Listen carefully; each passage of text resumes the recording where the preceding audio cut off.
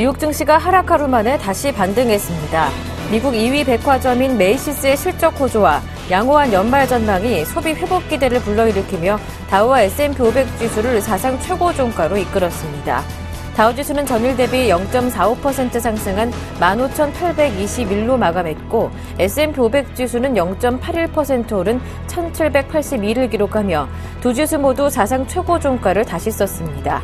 나스닥 지수도 전일보다 1.16% 상승하며 거래를 마쳤습니다. 유럽 증시는 이틀 연속으로 하락했습니다. 미국 연방준비제도의 양적 완화 규모 축소를 둘러싼 불확실성이 여전한 가운데 이번에는 영란은행이 기준금리 인상 우려까지 제기된 탓이었습니다. 영국 증시는 1.44%나 급락한 것을 비롯해 독일과 프랑스 증시도 각각 0.24%, 0.56% 하락하며 거래를 마쳤습니다. 영란은행이 경제 회복세가 뚜렷하다며 올해 성장 목표를 1.6%로 높였습니다. 내년 성장 목표도 종전 2.5%에서 2.8%로 올렸습니다. 마크 카니 영국 중앙은행 총재는 13일 분기 인플레이션 보고회를 열고 경제 회복이 마침내 가시화되고 있다고 말했습니다. 카니 총재는 3분기 실업률이 7.6%로 3년 만에 최저 수준으로 떨어지고 물가 상승률 하락세도 이어져 올해 국내 총생산 성장률을 종전 1.4%에서 1.6%로 상향 조정했다고 밝혔습니다. 지난 9월 유로존 17개 회원국들의 산업 생산이 예상 밖으로 큰 감소세를 보였습니다. 살아나던 경기가 다소 둔화되고 있는 것으로 풀이되고 있습니다. 유로존 통계당국인 유로스타트는 13일 지난 9월 중 유로존 산업 생산이 전월 대비 0.5% 감소했다고 발표했습니다. 이는 앞선 8월에 1.0% 증가해서 감소세로 전환된 것으로 0.3% 감소를 점쳤던 시장 전망치에도 못 미친 수치입니다. 다만 전년 동월 대비로는 1.1% 증가하며 1.1% 감소했던 지난 8월보다는 개선됐습니다. 지난달 미국 연방정부의 재정수지 적자가 예상보다 더 큰 폭으로 줄어든 것으로 집계됐습니다. 미국 재무부는 13일 지난 10월 중 정부 재정수지 적자 규모가 916억 달러를 기록했다고 발표했습니다. 이는 전년 동기 1,200억 달러 적자와 1,020억 달러 적자를 예상한 시장 전망치보다 개선된 수치입니다. 세수가 1,990억 달러로 전년 동월 대비 8% 증가했고 10월 기준으로는 사상 최대치였습니다. 반면 재정 지출은 2,910억 달러로 전년 동월 대비 5% 감소했습니다. 안녕하세요. 굿모닝 대박 예감 김보람입니다. 어제 아시아 증시가 종반 하락하는 모습이었습니다. 특히 중국 증시가 2% 가까이 크게 밀리는 모습이었고 국내 증시 코스피 마찬가지였는데요. 이러한 분위기가 간밤 유럽 증시까지 이어지면서 유럽 증시 이틀 연속으로 하락하는 모습이었습니다. 별다른 호재를 찾기 어려운 가운데 미국의 양적 완화 축소 시기에 대한 불확실성은 여전히 투자 심리를 억누르는 모습이었고요.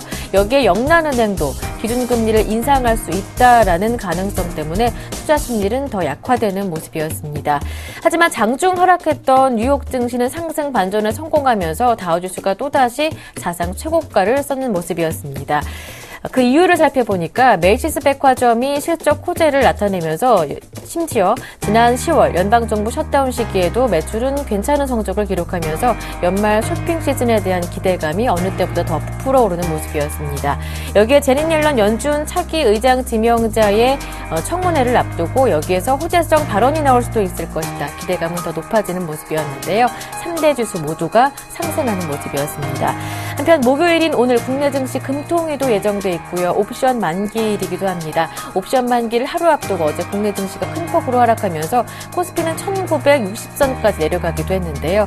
옵션 만기일인 오늘 국내 증시 흐름까지 전망해보면서 전략 세워보겠습니다. 굿모닝 대박 예감 지금 바로 출발합니다.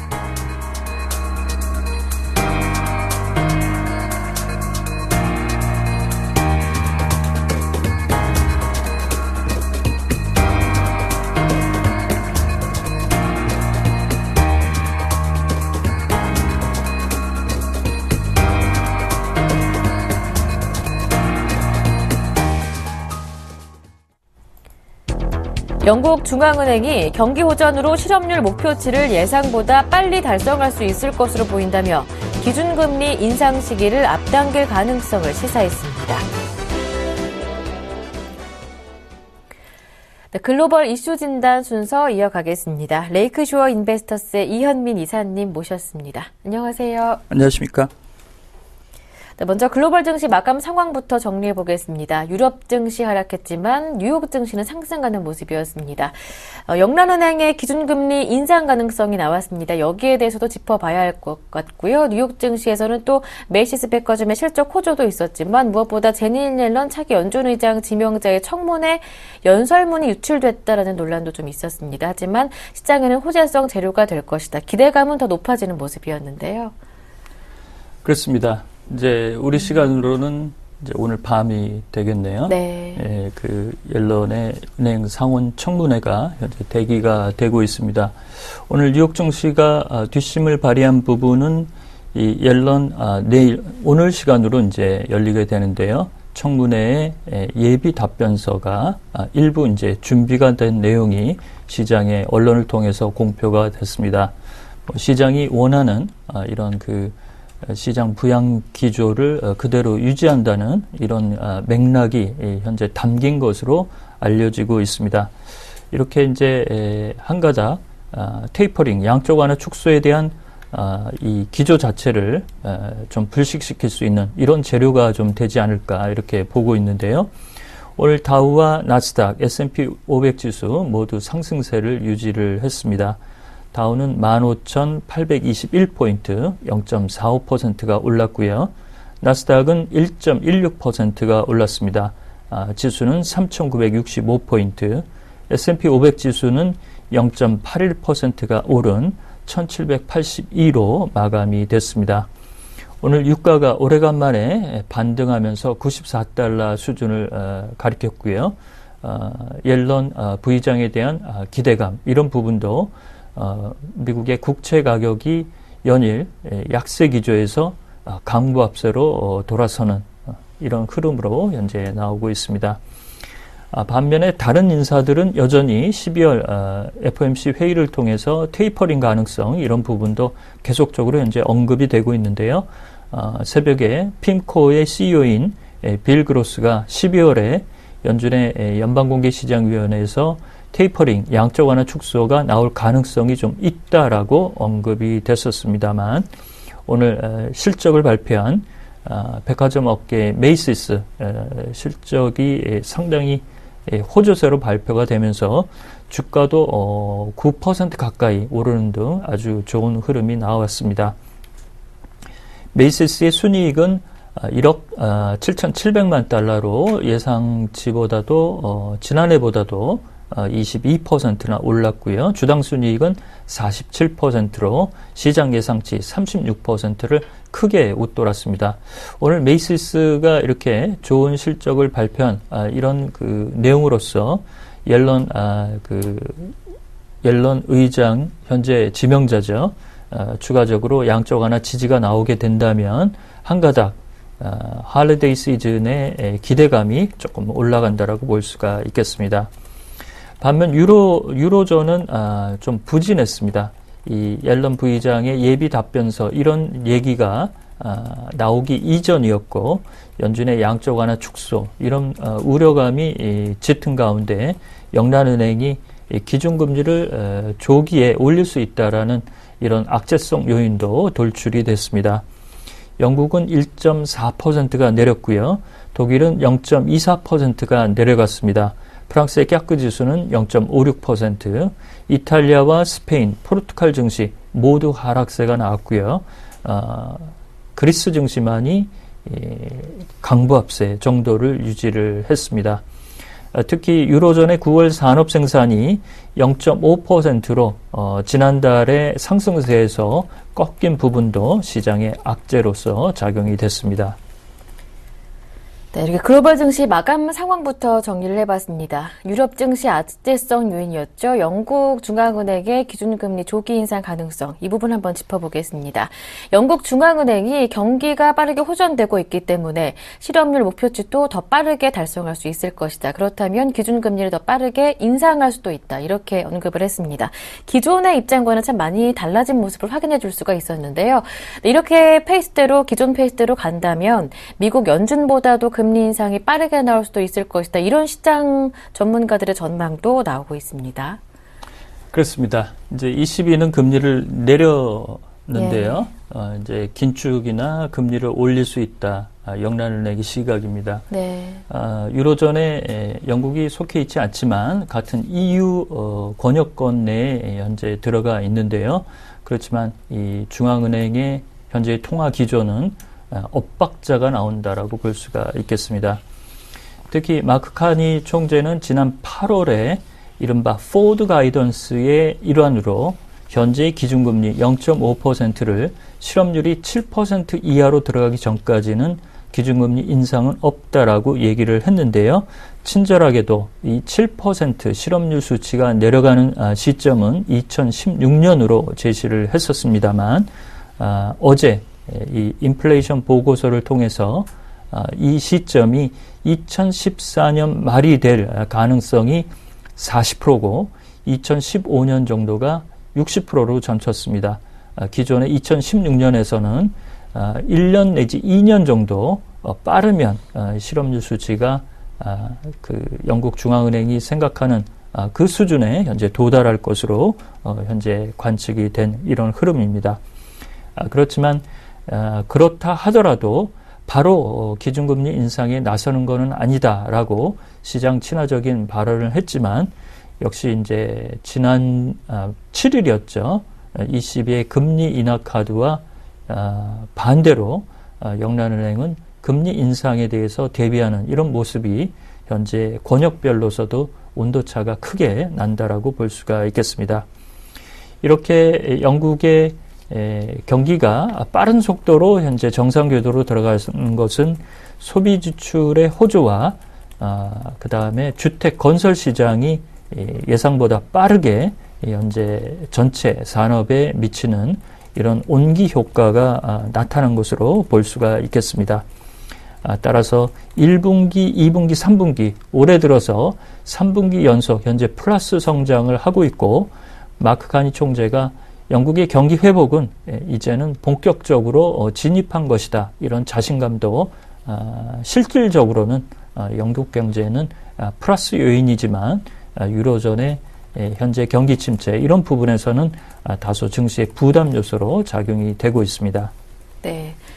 네, 맞습니다. 과거에는 선뜻 기준금리 인상카드를 내놓지 못했습니다. 경기 회복에 대한 불확실성 때문이었는데요. 하지만 입장이 많이 달라진 것으로 보입니다. 네, 마크 카니 영국 중앙은행 총재가 분기 인플레이션 보고회에서 경제 회복이 마침내 가시화되고 있다 이렇게 밝히면서 올해와 내년 경제 성장률 전망치를 각각 상향 조정했습니다.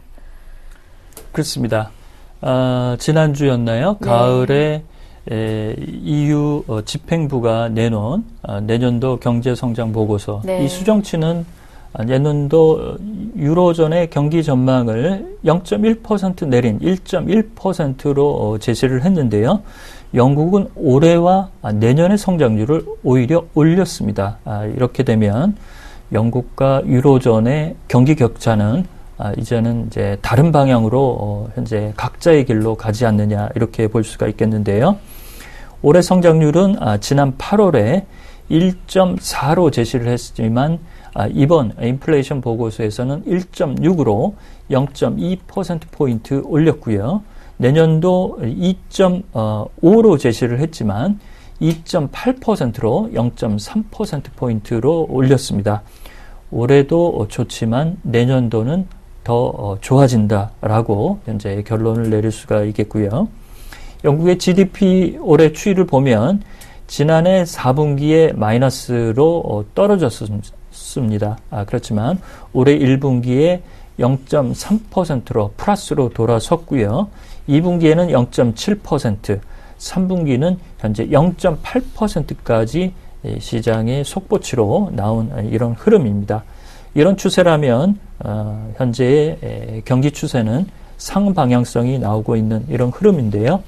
다만 우리가 이제 우려하는 것은 런던의 10월 주택 가격이 전년 대비 현재 9%가 올랐고 영국의 대표적인 모기지 주택 모기지 대출업체인 헬리팩스가 집계한 영국의 주택 가격 지수도 작년 대비해서는 현재 7%가량 오르고 있습니다. 저희가 이제 주택 가격의 버블 이런 얘기를 종종 말씀을 드렸는데요. 특히 런던도 중국에서 빠져나온 자금들이 런던 시장에서 빌딩이나 주택 가격을 올리는 이런 요인으로 작용이 되고 있습니다. 이런 부분은 외국인의 경우 주택 매매 시 28% 내국인에 적용하는 이런 세율을 면제해주고 있다는 점, 이런 점을 잘 봐야 될 것으로 볼 수가 있겠습니다.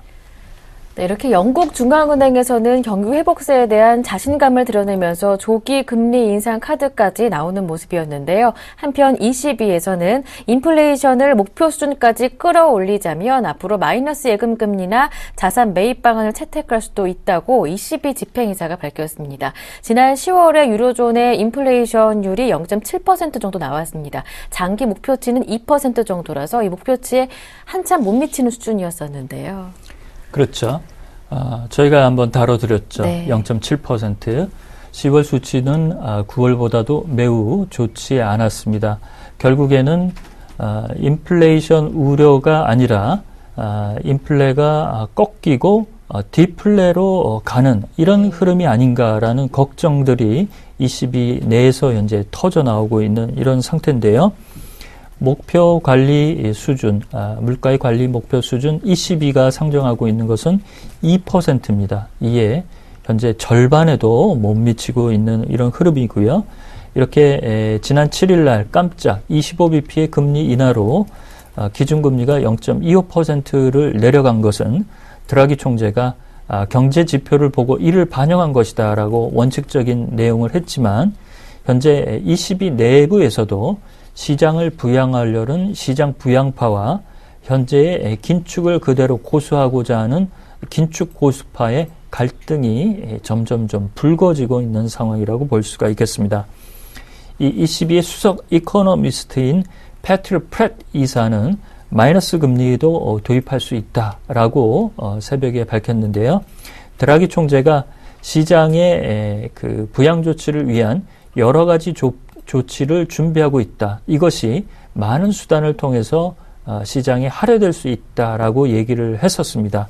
이 금융통화위원회 직후 기자회견에서 발언한 이 내용을 이 수석 이코노미스트가 마이너스 금리 도입 이런 부분으로 현재 설명한 것으로 볼 수가 있겠습니다. 그렇지만 금리 인하 카드와 마이너스 금리 도입이 실제적으로 경기의 부양 기조에 어느 정도의 효용성을 가지고 있느냐, 그다음에 마이너스 금리를 도입한 전례가 없기 때문에 시장에서의 그 효용성 이런 부분도 현재까지는 좀 미지수라고 볼 수가 있겠습니다. 그렇지만 ECB가 경기 부양책을 실시하고 구로다 하루이코 총재인 BOJ도 현재는 양적 완화 기조를 그대로 유지하고 있는 상태에서 연준의 테이퍼링 우려 이런 부분을 옐런 부의장이 다소 불식시킨다고 한다면 결국에는 유로존과 EU 내에서도 영국과의 격차가 크게 벌어질 수 있다는 이런 내용들, 현재 빈부의 격차나 경기의 온도차가 커질 수 있다는 우려는 계속적으로 남아있다라고 볼 수가 있겠습니다. 네. 맞습니다. 밑빠진 독에 물 붓기처럼 경기 부양을 위한 통화 정책에도 유로존의 오히려 디플레이션에 대한 우려는 커지고 있는 상황입니다. 이 내용에 대해서 잠시 뒤에 이어지는 일당백 시간에 조금 더 자세하게 분석해 보겠습니다. 지금까지 레이크쇼어 인베스터스의 이현민 이사님과 함께했습니다. 고맙습니다.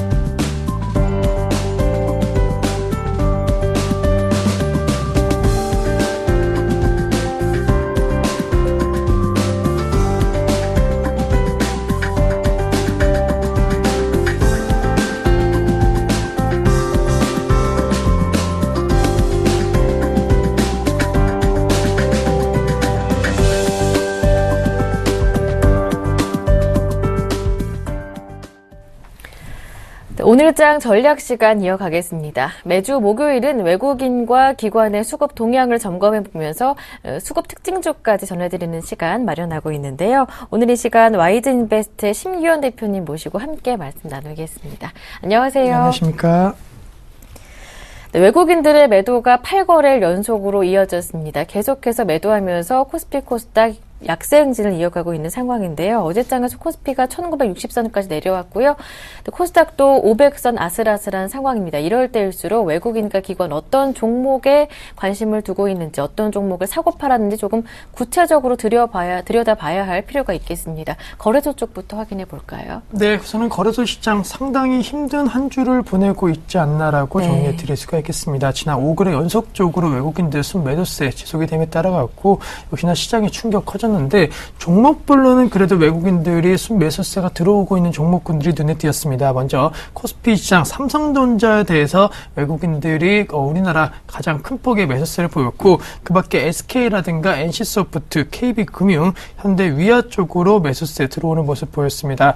반면에 팔았던 종목 같은 경우에는 기아차, 그리고 KT, LG화학, SK이노베이션, 포스코 쪽으로 매도세를 보였고 기관 같은 경우에는 삼성전자 우선주에 대한 매수를 가장 많이 했습니다. 또한 포스코, 한국전력, 기아차, 한국가스공사 쪽으로 매수, 반면에 삼성전자 쪽으로는 매도세를 보였고 현대제철이라든가 LG전자, LG디스플레이, 라겐나 쪽으로는 매도세 보였는데 삼성전자 보통주와 우선주에 대한 수급을 꼭 체크를 해보자라고 말씀드릴 수가 있는 게 보통주 같은 경우에는 외국인은 사고 기관은 파는 모습 보였습니다. 또한 주가 상승 역시나 지금 시점 약간은 정체된 분위기, 조정 양상이 지금 삼성전자를 비롯한 IT 관련된 업계에 있어서 좀 나오고 있기 때문에 수급적인 부담, 그동안 외국인이 꾸준하게 사줬던 삼성전자에 대해서 만약에 외국인도 시장에 대한 영향력이 작아짐에 따라 갖고 매수 강도가 약간 약해진다라고 한다면은 기관의 보통주 매도에 따른 우려감이 커질 수 있을 것으로 판단되고 있고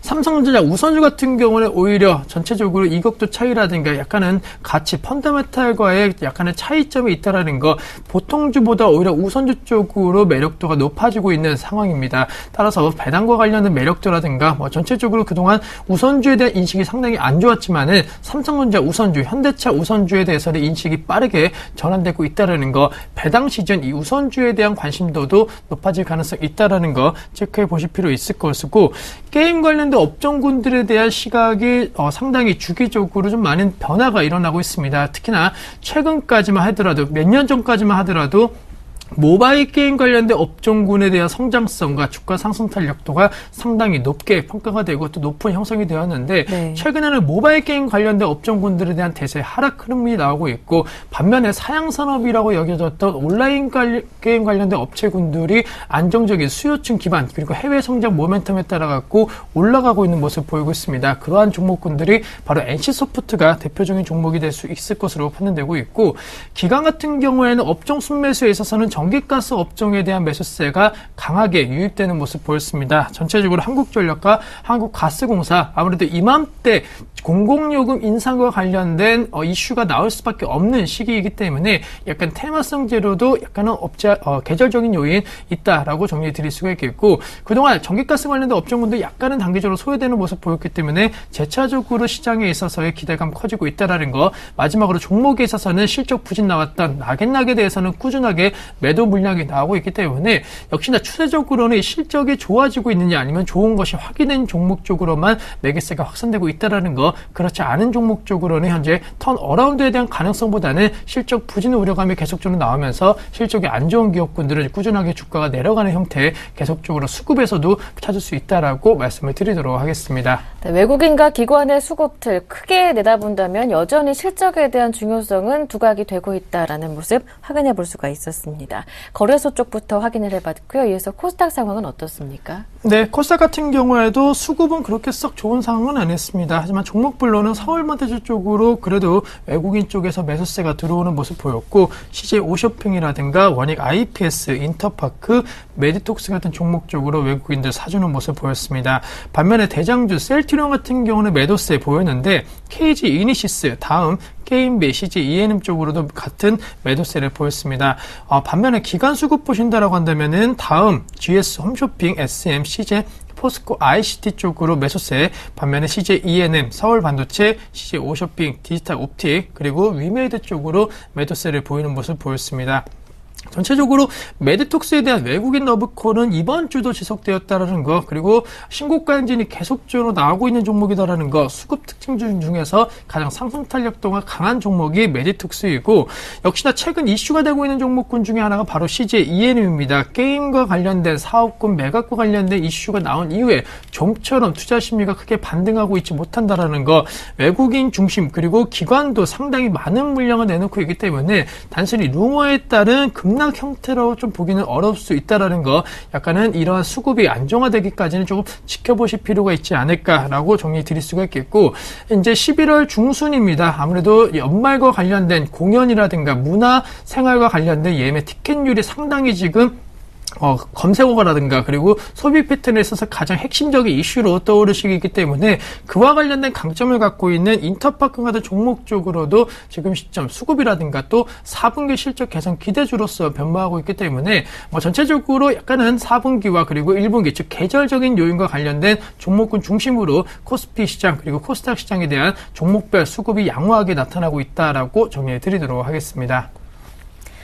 네, 외국인과 기관의 수급 동향, 거래소와 코스닥 쪽 모두 확인을 해봤습니다. 이제 마지막으로 개인 쪽의 동향도 확인해 볼 텐데요. 개인은 거래소와 코스닥에서 어떤 종목 많이 샀습니까? 네, 우선은 개인 같은 경우에도 삼성전자에 대한 매수세가 가장 강하게 들어오는 모습 보였습니다. 그 밖에 LG전자와 KT, LG화학, SK이노베이션 쪽으로 코스피 시장 매수세 보였고, 코스닥 같은 경우에는 CJ ENM, 서울반도체, KG 이니시스, 셀트리온, 게임빌 쪽으로 매수세 보였습니다.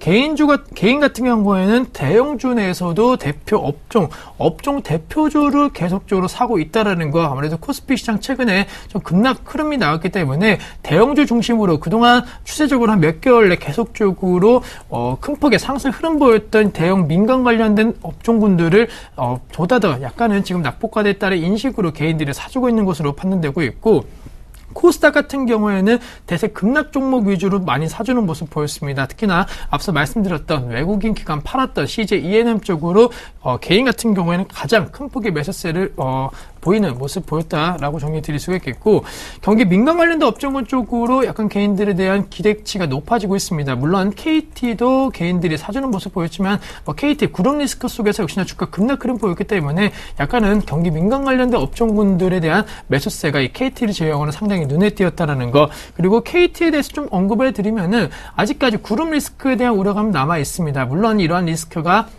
단기 매수 관점 대응 전략으로 유효할 수 있겠다라고 생각하실 수는 있겠지만은, 그러한 종목 같은 경우는 실적은 개선되고 있는데 구름 리스크, 오너 리스크가 나오는 종목군으로 매수가 가능한 거지, 지금 KT 같은 경우에 통신 3사내에 있어서도 실적이 가장 부진했고, 또 지금 경영과 관련된 구조조정이라든가 그리고 앞으로 사업승에 있어서 계획이라든가 여러 가지 차질이 빚을 가능성이 높을 것으로 판단되고 있기 때문에 개인 투자자 같은 경우에는 KT 쪽으로 배당에 대한 매력을 만약에 고집하신다라고 한다면은 LG U+라든가 한국셀시오그 같은 고배당 관련된 종목군들, 다른 종목군도 많기 때문에 KT 쪽으로 지금 집중하시는 것은 약간 부담스러운 시점이다라고 정리해 드리도록 하겠습니다. 네.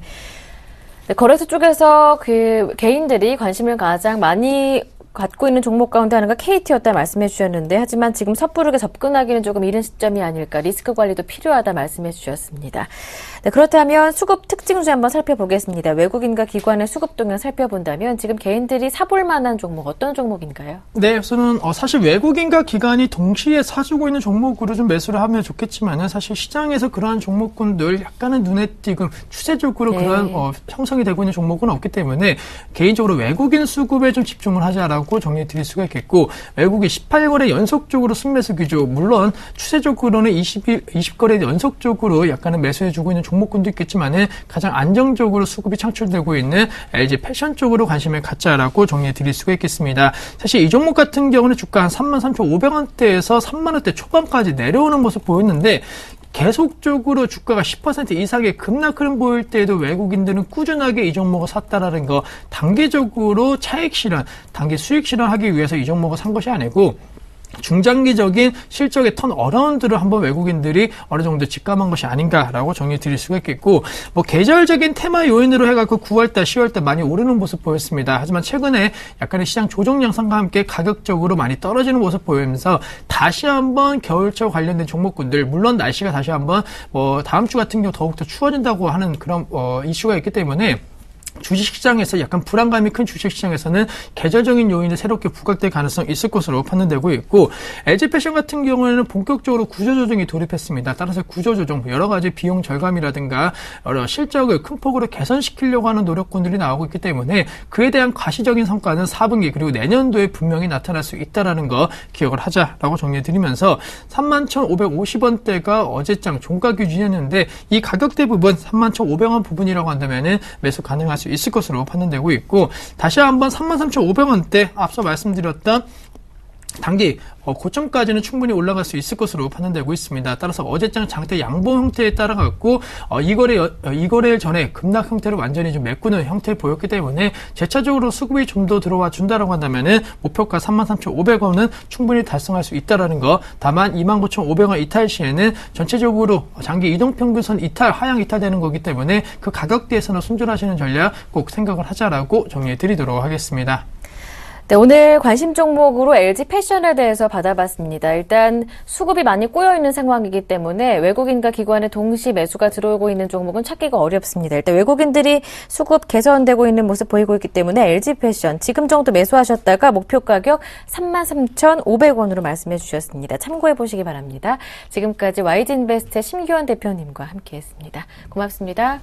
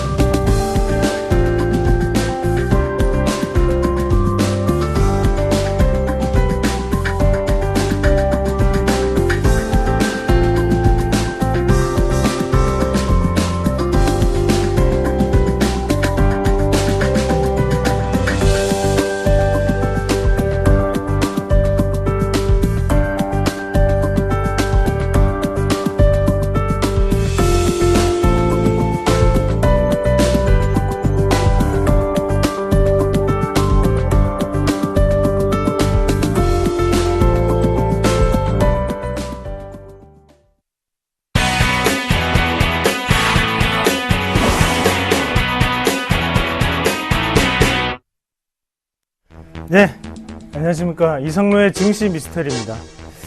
최근 들어서 가장 기분 나쁜 뉴스가 있었죠. 바로 공공요금이 또다시 오른다는 뉴스였습니다. 자, 이런 공공요금이 오르는 이런 순간에 주가는 다시 한 번 더 펄쩍 뛰는 그런 모습을 나타내는 곳이 있는데 바로 한국전력입니다. 왜 국민들은 세금을 더 많이 낼 수밖에 없는데 한국전력의 주가는 이렇게 올라가는 것일까요? 거기에 대해서 좀 더 시간을 알아보도록 하겠습니다. 한국전력 주가부터 한번 같이 보실 건데요. 발표가 되고 난 다음에 하단에서 10월달부터 최근까지 약 15%대의 큰 폭의 상승세를 유지를 하고 있는 게 바로 이 한국전력이겠고요. 거래량을 한번 보시면 하단에서 상당한 거래량이 어느 정도는 분출이 되고 난 다음에 이 거래량 자체가 지금은 지지에 대한 거래량으로 나타나면서 큰 폭의 상승세가 지금까지도 유지되고 있다는 것을 우리가 아실 수가 있겠죠. 그래서 이런 부분 자체는 어느 정도는 지지점을 활용을 할 수 있고 거기에 대해서 추가적인 상승분이 지금 나타나는 과정이다. 그렇게 보는 게 좋을 것 같습니다. 그래서 이런 상승폭 자체는 상당히 크게 올라갔었던 부분이고요. 우리가 역사적인 순간까지 한번 같이 보시면 항상 어느 정도의 공공요금이 인상된다, 전기료가 인상된다는 뉴스가 나올 때마다 주가는 들썩거리고 있었습니다. 바로 상승 국면으로 들썩거리고 있었다는 거죠. 연내에 대해서 전기요금이 또다시 인상을 할 것이라는 기대감이 지금 한국전력에게는 상당한 호재거리로 작용을 하고 있겠고요. 그래서 11월, 12월분 전기요금 체계가 개편될 것이다. 또한 거기에 대해서 2%에서 4% 정도 인상될 것이다 라는 전망치가 꾸준히 나오고 있는 상태입니다. 역사적으로 볼 때 한국전력의 인상폭 자체는 만족할 만한 수준이 아니었고 거기에 대해서 계속적으로 단계적으로 지금은 하고 있는 그런 상태라고 말씀을 좀 드릴 수가 있겠고요. 이런 부분을 우리가 중립적인 시각에서 기업의 이익 창출 면으로 봤을 때는 상당히 긍정적일 수밖에 없다. 그렇게 좀 정리를 할 수가 있겠네요. 한국전력도 어차피 기업의 한 군데라고 생각을 하고 우리가 쳐다본다면 당연히 어느 정도는 마진 자체가 많이 남을 수밖에 없는 구조로 변하고 있다는 거죠. 그런 마진이 많이 남는 것은 다시 한번 우리가 역설적으로 표현해 본다면 영업이익이 많이 남을 수밖에 없겠구나. 그만큼 영업이익률이 올라갈 수 있는 그런 단계가 되었구나 라는 부분을 우리가 한 번 더 체크를 해볼 필요가 있겠고요. 그런 부분을 봤을 때 이렇게 주가가 빠졌다 가장 큰 원인은 바로 원전에 대한 우려감이었다는 거죠. 3분기에 원전에 대한 우려감이 작용을 하면서 주가는 다시 한 번 더 조정의 국면을 줬지만 지금은 그런 우려감을 불식시키면서 다시 한 번 더 4분기에는 흑자 전환이 이루어질 것이다. 그런 기대감까지 어느 정도는 긍정적인 모멘텀으로 불러일으키고 있다고 보시는 게 좀 좋을 것 같습니다. 그러면 향후의 주가는 어떻게 될까요? 바로 우상향 패턴을 좀 더 유지할 확률이 높겠죠. 같이 기술적 분석을 좀 하면서 추가적인 설명을 좀 드릴게요. 한번 보시면 종전의 고점 같은 경우 35,400원대 유지가 되고 거기에 대해서 원전에 대한 우려감 자체가 계속적으로 돌면서 주가는 다시 한 번 더 빠지는 모습이 꾸준히 나타났었고요. 거기에 대해서 상승분이 있을 때마다 어느 정도 기대감이 작용을 하면서 다시 한번 주가는 크게 오르는 모습이 나타났습니다. 그러면 우리가 이런 부분 자체를 파동으로 생각을 했을 때 1차적인 파동 자체가 하단에서부터 이어졌다면 거기에 대해서 다시 한 번 더 조정 파동이 나타났고 거기에 다시 한 번 더 추가적인 상승 파동이 나타나고 있다는 결론을 낼 수가 있겠습니다. 1차적인 파동 자체는 하단에 21,200원대 분포가 되어 있는 만큼 이 자리 자체는 저점으로 활용해서 쉽게 깨지지 않는 자리라고 보시는 게 좋을 것 같고요. 거기에 대해서 이 종목 같은 경우에 다시 한 번 더 분석을 해본다면 지금 이 자리 3만원대가 다시 한 번 더 맥점 바로 변곡점으로 작용할 확률이 상당히 높고 아무리 빠지더라도 하단에 28,000원대 지지받고 다시 한 번 더 크게 올라가는 모습이 나타나지 않겠나 그렇게 좀 말씀을 드릴 수가 있겠습니다. 국민들은 좀 더 힘들어집니다. 하지만 그런 기업은 다시 한 번 더 좀 더 크게 마진을 남길 수가 있는 구조가 되겠죠. 선진국에서는 전기요금이 상당히 비싸다고 하는데요. 그런 부분을 봤을 때 전기료 인상만이 꼭 선진국으로 가는 답은 아니지 않겠나라는 생각이 드는 그런 한국전력이었습니다. 자, 3시 35분에 다시 한번 뵙도록 하겠습니다. 고맙습니다.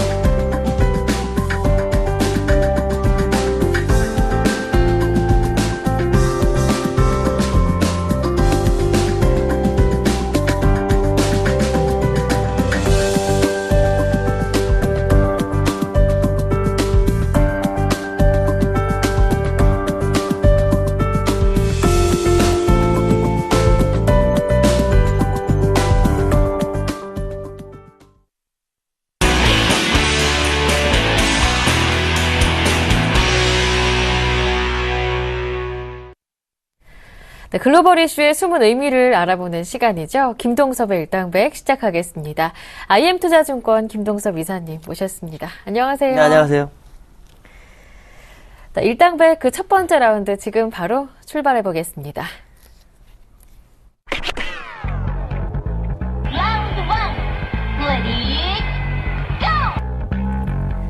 사이먼 데릭 미국 외환 전략가가 미 연준의 테이퍼링은 빨라야 내년 3월이며 원화는 다른 신흥 시장만큼 타격을 받지 않을 것이라고 전망했습니다.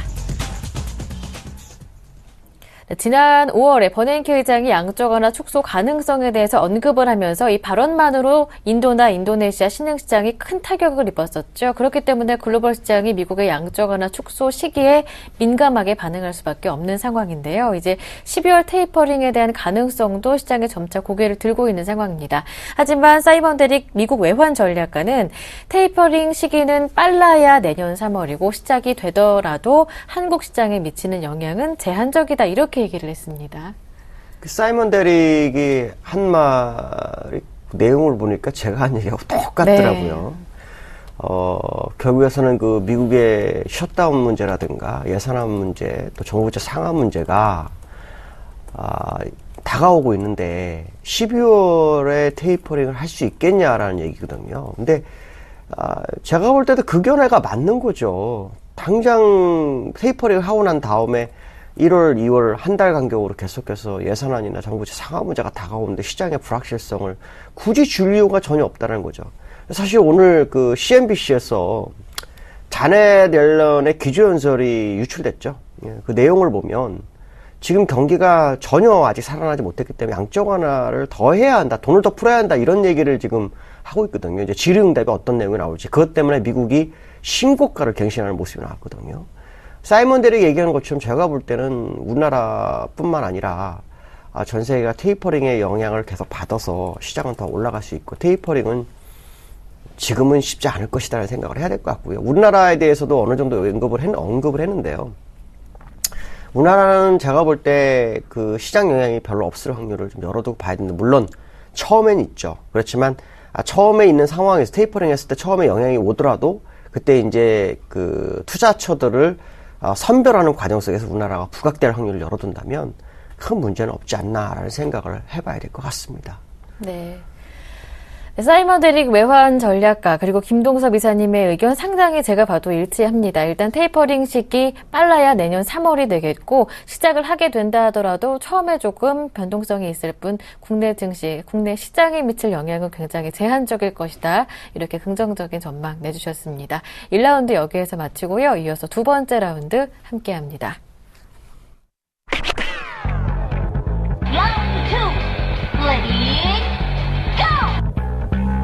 유럽의 디플레 우려가 유로 역외 지역으로도 본격 확산되고 있다고 월스트리트 저널이 보도했습니다. 네, 경기 부양에도 여전히 낮은 물가 상승률 때문에 우려가 심각해지고 있습니다. 이제 일본의 디플레이션 과정을 유로존이 그대로 밟게 되는 것이 아니냐 이러한 내용을 지난 화요일에 한번 다뤄드린 적이 있었는데요. 이제는 유로화를 쓰지 않는 유로 역외 지역에서도 이 디플레이션에 대한 우려가 감지되고 있습니다. 인플레이션이 이제 나야 되는데 인플레이션이 못 나는 상황이 돼버렸죠. 예. 이게 이제 그 원인을 찾으면 아마도 몇 가지가 있는데요. 하나는 원유 가격이 낮아지고 있어요. 그 원유 가격이 낮아진다는 것은 경기가 활성화되지 않는다라는 얘기고 또 이것이 이제 인플레 산정에 상당히 좀 중요한 역할을 하는데 원유 가격이 낮아짐으로 해서 이제 인플레가 되지 않죠. 이건 아마도 제가 볼 때 셰일가스 영향이 굉장히 큰 것 같다라고 하는 부분. 그 다음에 실업률이 너무 높아요. 실업률이 높다라는 게 도대체 왜 그럴까 생각하시겠죠? 고용이 많이 되면 실업률이 낮아지죠? 고용이 많이 돼야지 그 사람들이 돈을 벌어서 그걸 소비를 하는 겁니다. 그래야지만 인플레이션이 늘어나는 거거든요. 결국 소비가 늘지 못하는 상황이 발생하기 때문에 나타나는 현상이라는 거죠. 그것이 지금 유로존뿐만 아니라 영국이나 헝가리 뭐 이런 쪽까지도 지금 흘러가고 있는 그런 상황이라면 지금 그 시장은 경기 부양을 더 하려고 하는 그런 상황으로 갈 수밖에 없지 않겠느냐. 그래서 어저께 사실 영국 쪽에서는 금리 인상을 좀 9개월 앞당기는 얘기가 나왔지만 유로존 ECB에서는 오히려 그 더 강력한 경기 부양 가능성을 제기하는 그런 모습이 나왔거든요. 그러니까 디플레가 지금 전 세계의 흐름으로 좀 나오고 있는 그런 상황이다라고 봐야 될 것 같습니다. 그렇다면 결국 인플레이션 산정 방법을 바꿀 수밖에 없는 상황이 될 수도 있다라는 생각을 해야 될 것 같습니다. 왜냐하면 어차피 실업률이 줄지 못하는 상황에 유가가 계속 하락해서 인플레이션을 계속해서 낮춘다면 인플레이션을 높이기 위한 전략을 구사할 수도 있겠다는 생각을 해봐야 될 것 같고요. 실제로 미국 같은 경우에도 GDP가 너무 안 좋으니까 GDP 산정 방법을 바꿨었던 그런 기억이 있거든요. 그래서 오늘 140 때 1.1%였던 미국이 뭐 2%대를 넘어서는 모습을 보였던 것도 그런 부분이었다라고 판단한다면 결국 정책적으로 강력하게 끌고 갈 것이냐, 아니면 그 내용물을 좀 바꿔서 인플레이션을 가져갈 것이냐, 아마 이 부분에 아마 초점이 맞춰질 것이고요. 디플레가 된다는 것은 결국 경기 부양을 더 할 수밖에 없는 과정으로 가는 그런 상황이 아니겠느냐는 생각을 해봐야 될 것 같습니다. 네. 지난 10월 유로존의 인플레이션율이 0.7% 정도로 나왔습니다. 장기 목표치인 2%에 훨씬 미달되면서 우려가 또 심각해지는 모습이기도 했었는데요. 그 원인에 대해서 한번 자세하게 분석해 주셨고요. 자, 아무쪼록 앞으로 확실한 해결책이 좀 필요한 상황이겠습니다. 두 번째 라운드였고요. 마지막 세 번째 라운드 시작합니다.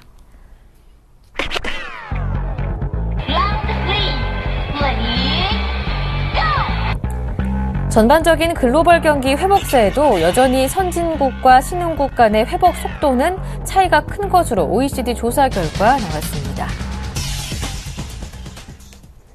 전반적인 글로벌 경기 회복세가 나타나고 있는 것은 맞는데 선진국의 회복 속도와 그리고 신흥국의 회복 속도가 상당히 차이가 나고 있다. 미국과 유럽 등은 빠르게 회복되고 있는데 중국과 여타 인도, 브라질 등은 회복 속도가 느리다는 지적입니다. OECD가 경기 선행 지수를 만드는 과정 속에서 나타난 현상이라고 네. 하거든요.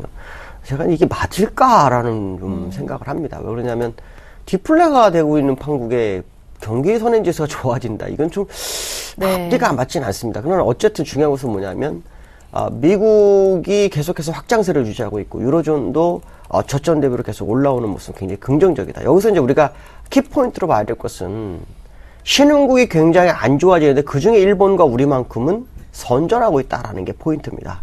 그렇기 때문에 아마도 이 부분에 관심을 좀 가지셔야 될 것 같고 그 얘기는 결국 우리나라도 선진국형의 모습이 나타나고 있다는 거. 결국에 와서는 미국과 지금 약간 그 디커플링의 모습을 보이고 있지만 결국 커플링으로 가서 시장의 방향성을 제시해 주지 않겠느냐는 생각을 한 번쯤 해볼 수 있는 그런 자료로 봐야 될 것 같고요. OECD가 그 경기 선행 지수가 계속 개선되고 확장되고 있다고는 하지만 지금 사실 그 전 세계적으로 실업률이라든가 디플레 상황이 나타나는 현상, 이 상황 속에서 경기의 척도를 낮춰서 본 것이 아닐까라는 생각도 보여주고 있고 여러 가지 상황으로 보았을 때는 약간 앞뒤가 좀 맞지 않는 상황이 아닐까라는 생각도 일부 합니다. 네. OECD 조사 결과에 대한 날카로운 지적까지 함께 들어볼 수가 있었습니다. 마지막 라운드 여기에서 마무리하겠습니다. 지금까지 IM투자증권의 김동섭 이사님과 함께했습니다. 고맙습니다. 네, 감사합니다. 네, 11월 옵션 만기 바로 오늘입니다. 옵션 만기를 앞두고 국내 증시 약세를 보이는 모습이었는데요. 11월 옵션 만기라지만 수급에 조금 부정적인 전망 나오고 있다. 시장 전문가들 평가하고 있으니까요. 오늘 하루도 서울경제TV 함께 하시면서 전략 꼼꼼하게 세워보시는 게 좋겠습니다. 목요일 힘차게 출발하시고요. 행복한 하루 보내십시오. 저는 금요일 아침에 다시 오겠습니다. 고맙습니다.